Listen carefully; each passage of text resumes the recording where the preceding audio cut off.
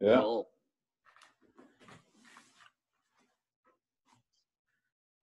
Hey guys, how's it going? It's Sunday night here in South Africa and day 101 of our national lockdown.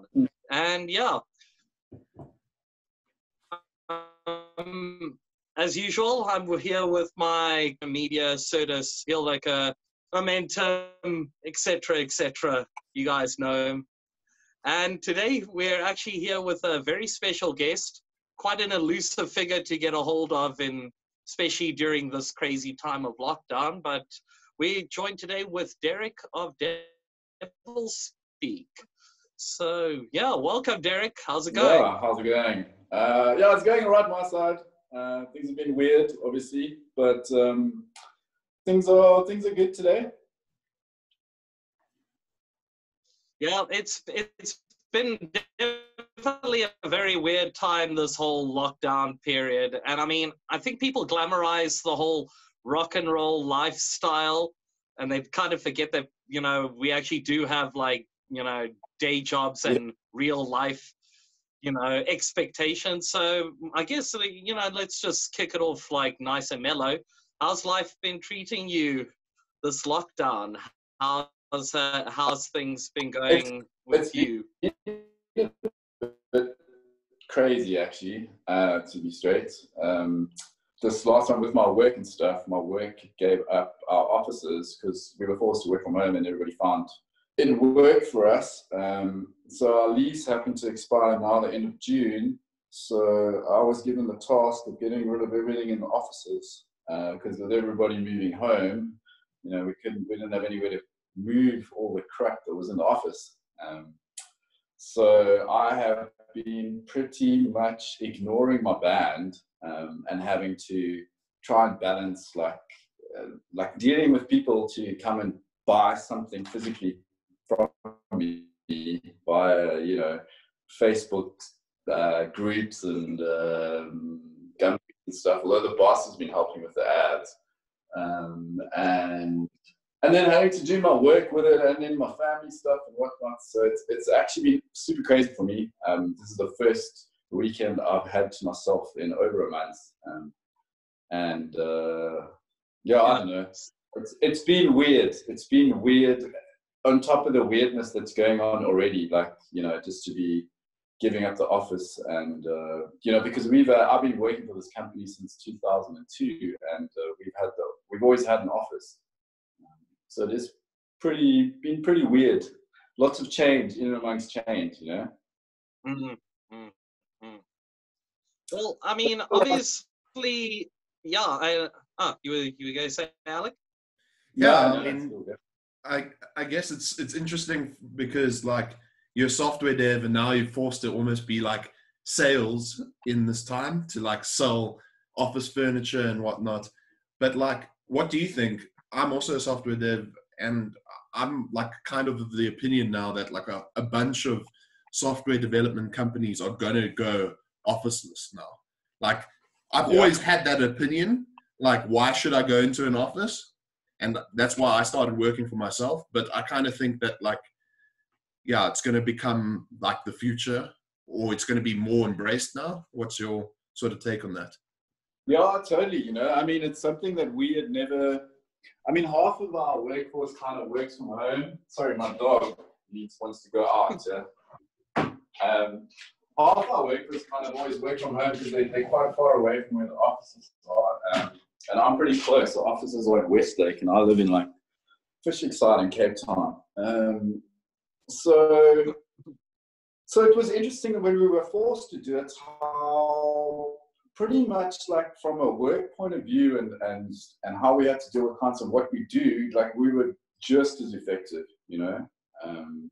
So it was an obvious thing to say, you know, like we have all these overheads being in the office, but we don't really need to do like the overhead you have on yourself, you know, like just the petrol getting there and whatever you're gonna have for lunch, and then the parking bays that the company's paying for, like, and all of that can just disappear, and you can still actually be just as effective as you were going there.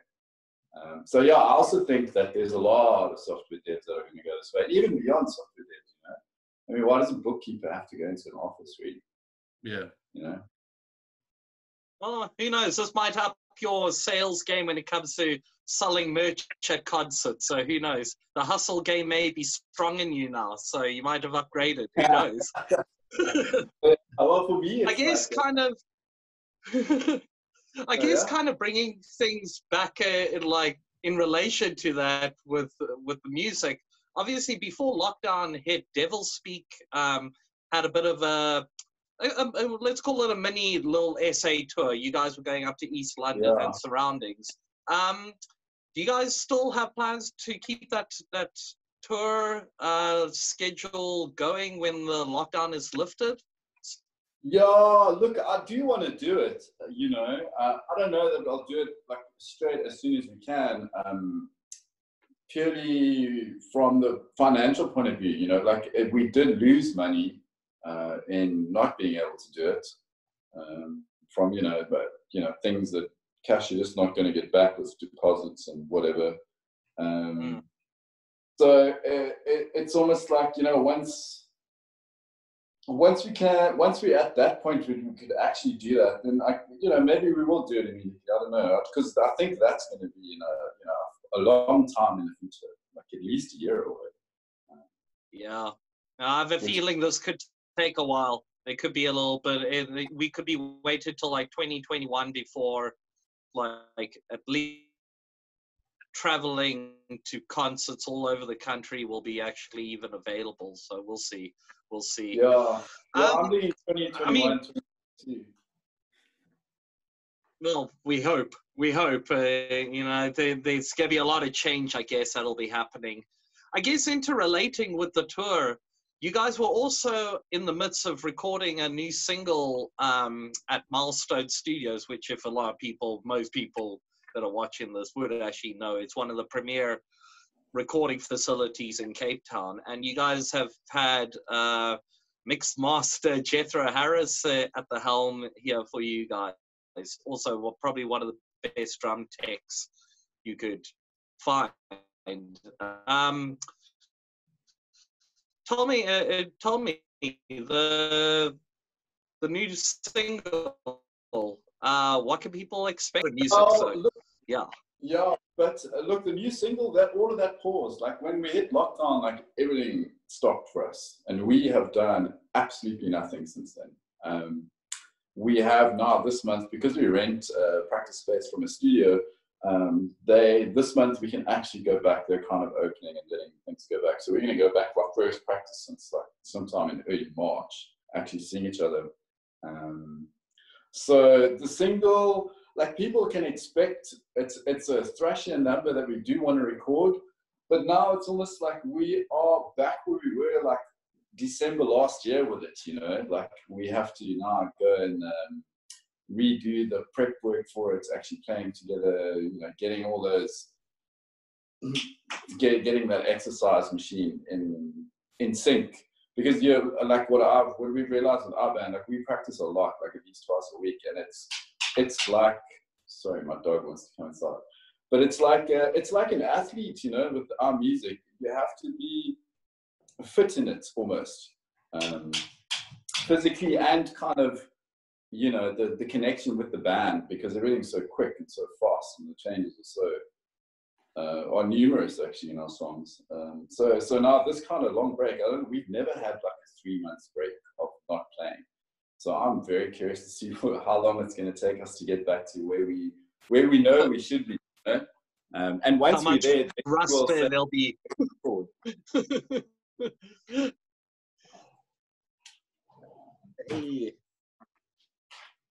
Yeah, well, and your side, Alec, same thing. Been just trying to get the creative juices going this week, I guess. Yeah, I guess Derrick and I have like quite different philosophies when it comes to music. So like I can do all the stuff at home and I don't mind doing that, which is fine. It's one way of doing things, and neither way is wrong. It's just like a preference sort of thing. So for me at least, I can carry on writing, I can carry on recording, basically get stuff done without the need for bandmates. It's a bit of a freeing process in that way. But yeah, at the moment I haven't really worked on anything more, like just chilling, you know. All the well, I guess stopped.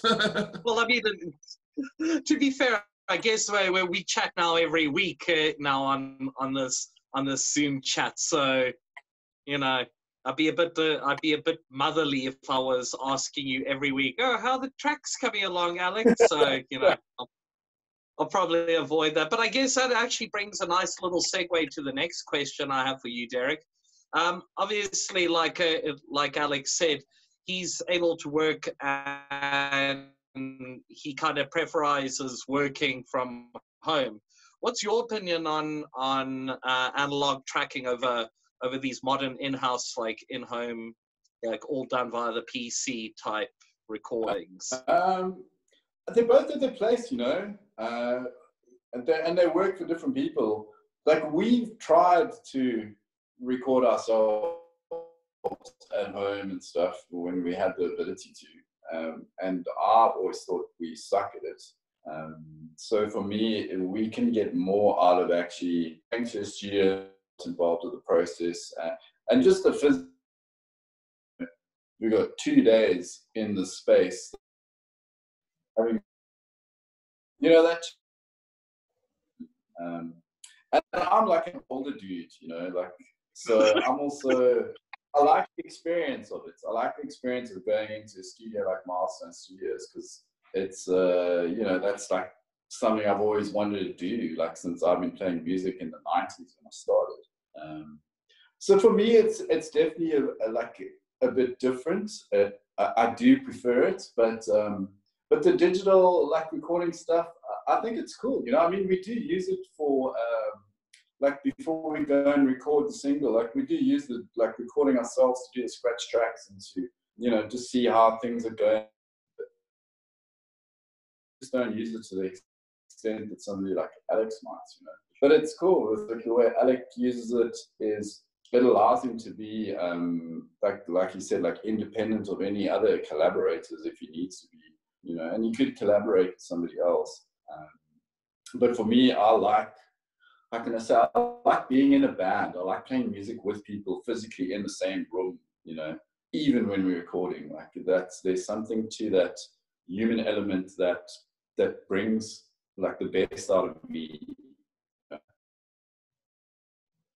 Well, makes sense. Makes sense. I mean, you know, it's I guess, you know, the idea of going into a studio and actually having the whole band chill is something that, you know, obviously plays a large part into what the live performance would end up being. You know, you play together and you record together, basically the idea being that as long as the sound is good at the club and the engineers on it, then you guys should sound essentially like the studio recording. So, you know, I get it. Yeah. I mean, that's also part of the analog thing is, you know, and working with Jethro. Jethro's always been keen to give us, you know, like he wants to reflect how we sound rather than make us sound like $1 million. Then you hear us on the album, and then when you watch us live, we're like totally different. I think with you get the same thing. Like what we sound like on recording is pretty much what we sound like live. You know. It's true. It's true. I guess, Alec, you did have something that you actually want to ask him relating to influences and whatnot. No, it's more along the lines of like, I think it's really cool what you guys did for your first EP. You did something really different, and maybe not everyone watching this will know that. So like, I'd love for you to talk us through that process of doing a 3-track EP with like this really cool, like really out there packaging, you know? Okay. Maybe I'll go get a CD actually, and we can talk through it. I should have prepped one.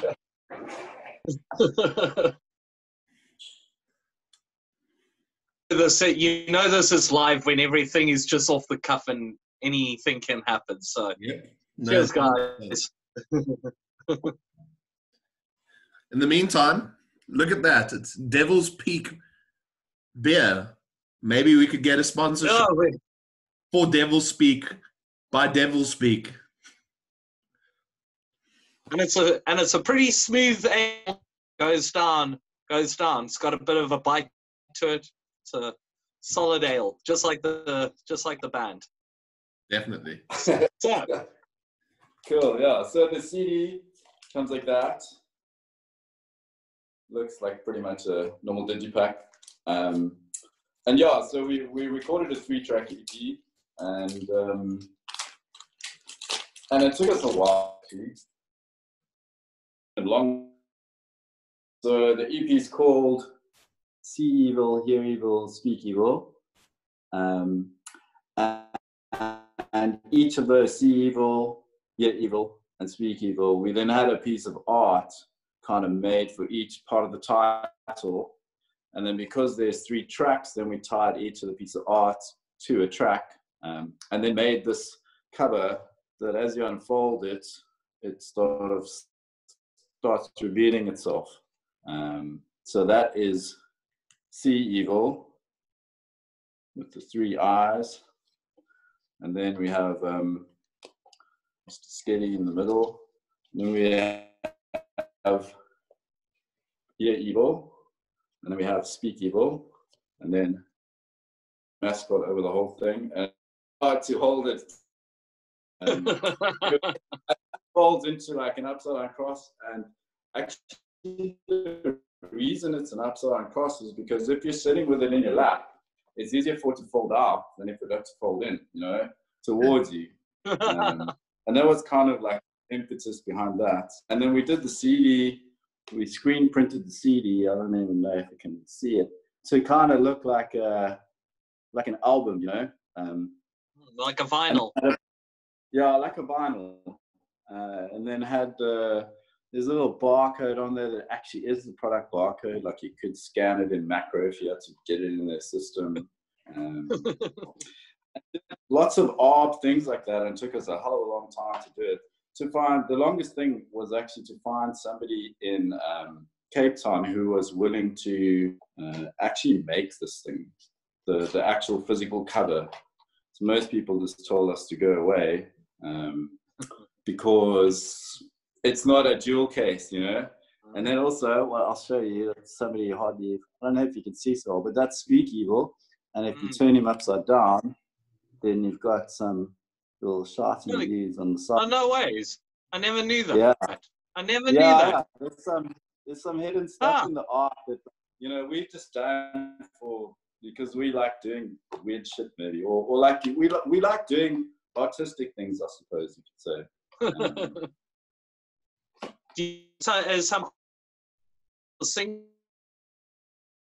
we just do a nice little digital and maybe a live playthrough in the studio or something for it. Yeah, look, I doubt we'll do it. It's probably just going to be straight digital. I do want to get some nice art made for it. And I have a new artist that I've kind of been chatting to a couple of months ago. He kind of got hold of us. And yeah, we had some plans. We were going to chat to a spot to do a video for it, potentially. We have a concept for video for it. And all of that stuff's kind of, Hold it. Yeah, I'd say it.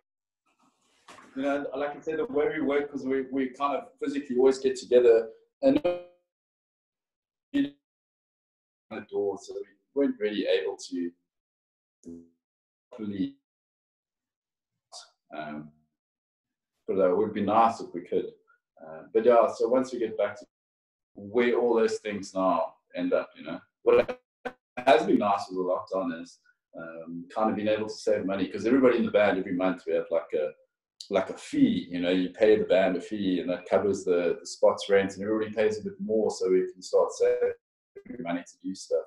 So it's actually been nice in the lockdown to have started actually making up some of the loss that we had from the tour to actually do something, because I was really worried about that. Like, Yep. We've lost this money. People now. People rarely tend to see the dark back end of like a loss from an event that you would host or a tour that you would have been a part of. You know, it's like, yeah, I mean, I think that this lockdown might help in some ways, in some ways like that. But I think there might still be a little bit of rust, perhaps, with the bands when you guys all get back together. You know, like as you said, the studios are only opening up like now. So yeah.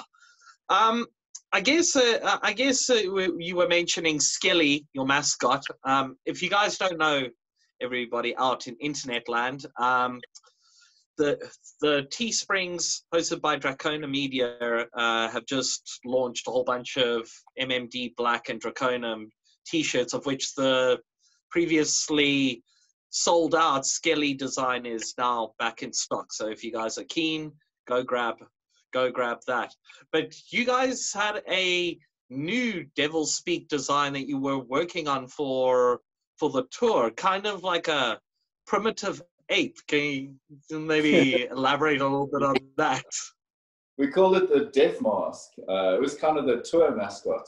And there's kind of a theme built into that, because there's actually 3 pieces of art with that too that we've done.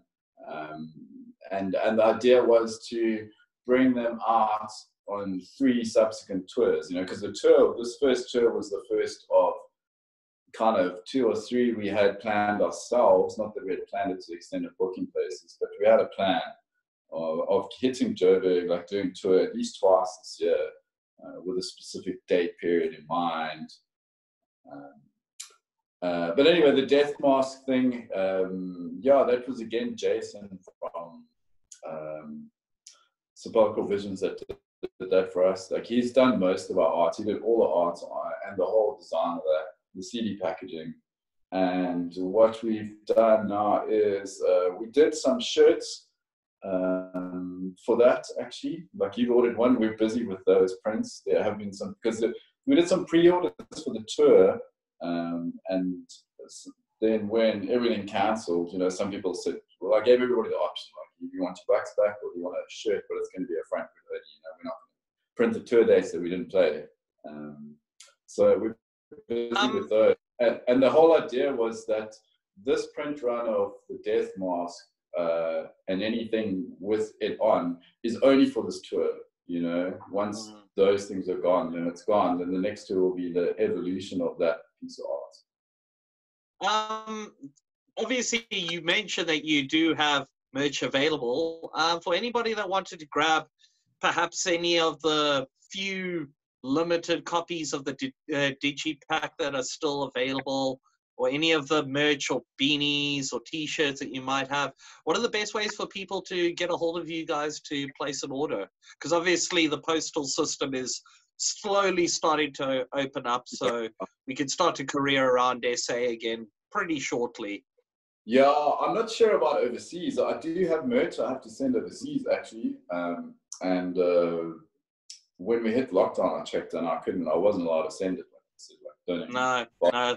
Domestically, I believe it's trying to open, but yeah, for local people, the best is to email us on devilspeakofficial@gmail.com or message our Facebook. But generally, I'm not on the Facebook. Our drummer runs that, and I'll generally tell him. And I believe you're one guitarist, if I'm correct. Yeah. But generally, I'll deal with everything via the email, you know, because I found, like, on Facebook, somebody will comment like, "Oh, I want a shirt," you know, but like, that's it. Like, if they can't take the time to email me, I don't know how serious you are, you know. Exactly, because then they still have to give postal addresses. They still need to EFT you. There's a lot of trust that goes into the email, you know, like the email booking pre-order process. But I do know a few people that have been asking about merch and stuff, and obviously, you know, as the domestic shipping starts to open up a little bit, I'm sure people are going to be quite keen to get stuck in there and support the bands. Yeah, well, yeah, like I say, locals, easiest email is devilspeakofficial@gmail.com. And if they're overseas, then our Bandcamp has all the merch that we have available, you know. And if they're overseas and they want to order something via the US, they can order via the Draconem Teesprings site, which we'll include in the discussion bar. So, yeah.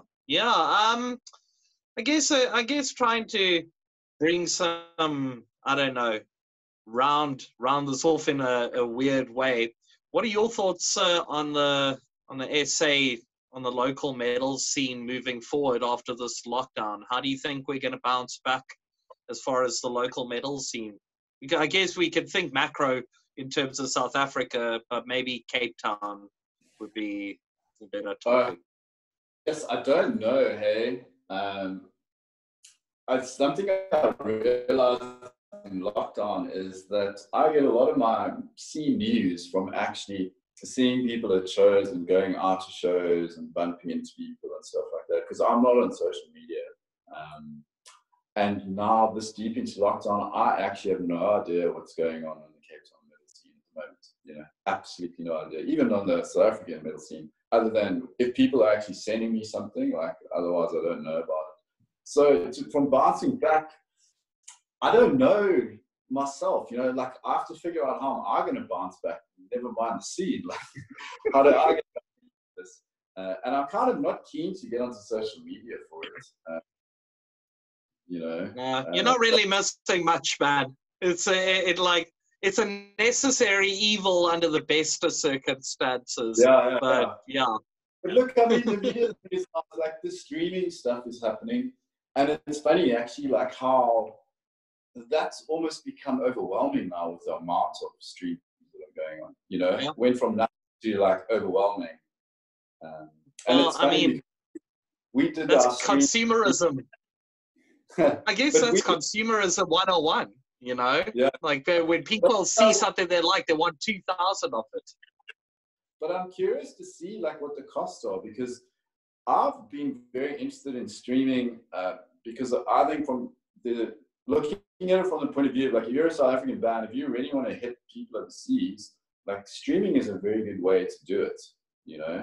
If you can actually, I don't know, get some PR done for your stream and have enough time to advertise it properly. And we streamed a live show from Milestones when we released the EP digitally, originally in February 2018. And that cost us a lot of money to do it kind of properly with some good production, like proper video, you know, having to do the live video mixer, having the sound going through the desk at Milestones and stuff like that. I wanted to explore, and I've had a few ideas for it that I still want to explore, it's beyond just, like, you know, here's our band on the screen. Yeah, right. I mean, obviously we have Metal for Africa doing their upcoming Winterfest via Discord. We obviously all know how that's going to pan out.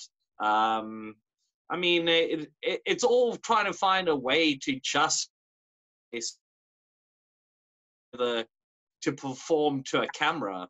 I think that's kind of, because, I mean, 3 parts of the enjoyment of performing is the crowd interaction. If you take the crowd interaction out of it, I mean, I don't know if you guys have ever seen any of this recent WWE wrestling or the UFC fights, but they've all been empty arena matches.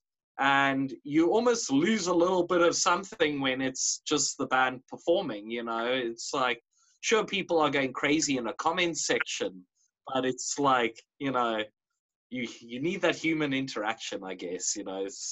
I mean, I guess this is just the times that we are in at the moment.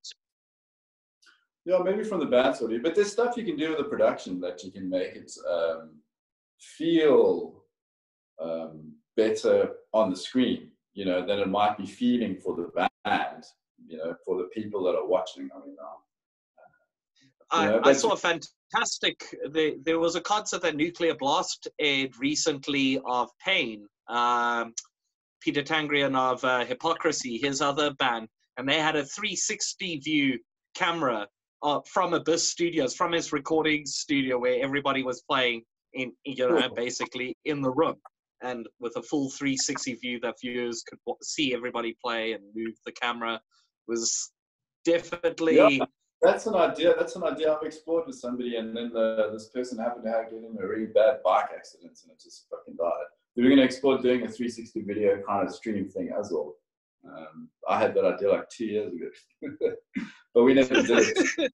Never got there. Ahead of the curve. That's a cool idea, That's a very cool way to do it. Yeah, so I think like streaming, I think it's a good thing that streaming is coming so hard now, because I've always seen no reason why you couldn't have a live show and a stream. Like stream that live show, There are more people that would be interested in watching than might be interested in going, and maybe some of them couldn't go because of the distance, I mean, I got some friends who love music, but they hate going out, and they've been saying for years, oh, why don't they just stream shows? Now everybody's streaming the shows, and they're loving it.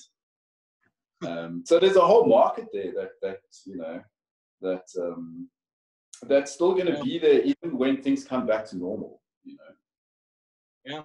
Well, let's wait for 5G, because then we'll probably be able to stream anywhere. And yeah. No, that's always the trick with it, is like the bandwidth needed. Luckily Milestone has a 200 meg fiber line, so it's like perfect place to kind of do something. You do have to think about that. Yeah, I'm hoping we can get Jethro on to a future episode for a little bit of a chat with him around all of his projects, because he's quite an interesting character when you actually like really break it down and talk to him about things. So yeah, but yeah, Alec, anything else you want to ask your side? I think let's just wrap it up with anything you want to tell us, Derrick, and we can wrap it up with that. Yeah. Well, how have you guys been going in the lockdown? Like, what have you been busy with? Because this Zoom thing, I've seen that you guys have been doing it, but like I say, at the month of June, I've just been like, I needed to ignore things to be able to find some balance in my life. So, this is something you've been doing. What else have you guys been doing? Real life obligations. Obviously, MMD Black, we're still trying to push a lot of releases while all of you guys are in hiatus. So we found we've been scouting, obviously a common contact that Derrick and I both have at Devar PR. Curtis put me in touch with a band from Zimbabwe called Nuclear Winter. They've got their reissued album coming out next Friday, which I believe will be streamed on Metal Injection also. So yeah, the following week we have his new EP. What's it? I think it's called Nightshade, but I could be wrong. I've been getting over congested with information, but yeah, it's been quite interesting. And thanks to Derrick, we were put in touch with Vulture of Overthrust, and as a matter of fact, their single Demon Grave that was recorded actually also at Milestone Studios during their last SA tour will be released end of August on MMD Black. So we're treading water until all of our Cape Town boys can kind of get back in order. We even put a Heel Licker track out via Draconem and MMD. So yeah, we're getting by, Derrick. We need you guys to get motivated and back into the studio. Yeah, that's our thing now. Like I said, this month we're back at practice, and then see how long it takes to get the rust off, and then we're back into studio and a lot of other things. But yeah, it's cool that Overthrust single is very cool. I was actually at Milestones with Jethro when they were recording it. And it was such an awesome thing to watch them, because they literally, I mean, Jethro just recorded that band. That's what he did. There was no bring the guitar. No bells and whistles, no frill. Yeah, it's brutal. Vocal tape taken while the dude's playing bass. It was amazing to watch him do it. Super raw. It's been very exciting. It's been very exciting. Again, a lot of people obviously know you within the back end of the local metal scene. You're quite beloved, and a lot of guys have respect for you, and you're also very connected via Twitter and whatnot. So yeah, this has been very exciting, actually, working alongside you and meeting all these new connections from abroad, such as Curtis at Devar PR, because, I mean, he's really done some amazing work, especially for the Monolith boys. He got, like, Chris and them represented so well, really got their footprint in the North American market. It's, yeah, I'm, like, couldn't be happier. And that's all connections done via Twitter. So anybody that actually ever tunes about Twitter and says, oh, well, it's only 144 characters of bullshit. Nah. You can actually get proper connections here. And Derrick's a prime example. This is a rare appearance. Not a lot of people ever see the basis of DevilSpeak out actually speaking. So thanks so much for joining us tonight, Derrick. Really much appreciated, and we're wishing you all the best of luck during the last bits of this. And hopefully we don't get to, like, back to stage 4 or something like that. But yeah, hopefully we can see you guys on stage live soon enough. Yeah, thanks a lot. Thanks for having me. It's been great. Yeah. Cheers, guys. Good to see you, Alex. Thanks very much for joining, guys. Sweet.